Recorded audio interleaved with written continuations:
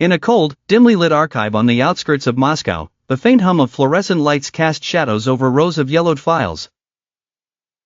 The air was dense with the weight of secrets, each folder stamped with letters, "Top Secret." Here, the story of Buran was waiting, resting among the dreams and fears of an era. The late 1970s simmered with rivalry.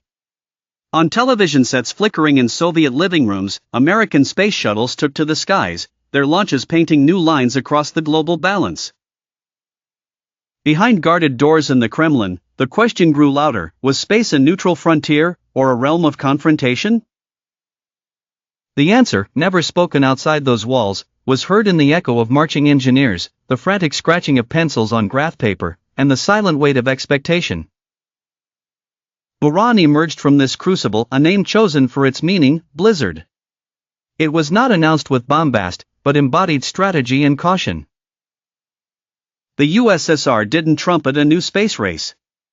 Instead, it unlocked bottomless resources for its brightest minds, none recognized by parade, all driven by national necessity. Among them, a young propulsion engineer, Victor, scribbled equations between sips of bitter tea, while his colleague Elena, a physicist, mapped flight trajectories on sheets that doubled as scrap. Day blurred into night. In black and white photos, metallic sparks from welding torches lit up factory floors.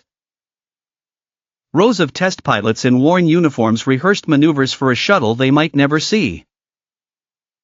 Every decision was measured, calibrated to subvert not just technological limits, but political anxieties. Unlike its American rival, Buran was engineered for full autonomy. If the world watched anxiously for heroic astronauts, the Soviet plan was silent and self-sufficient, ready to launch and land with no human aboard. Testimonies surfaced years later in diaries and terse letters. Victor's log described endless nights at the propulsion lab, the relentless clatter of tools, the isolation imposed by secrecy that spared neither family nor hope. Moments of triumph evaporated quietly, a fuel mixture perfected, a software bug eradicated, celebrated in code words and silence. November 15, 1988, arrived unheralded.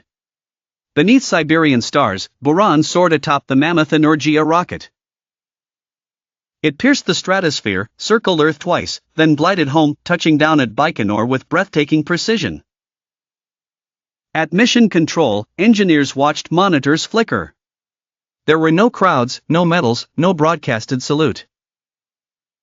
The room held its applause, and success folded into another secret. But the sky in Moscow was changing.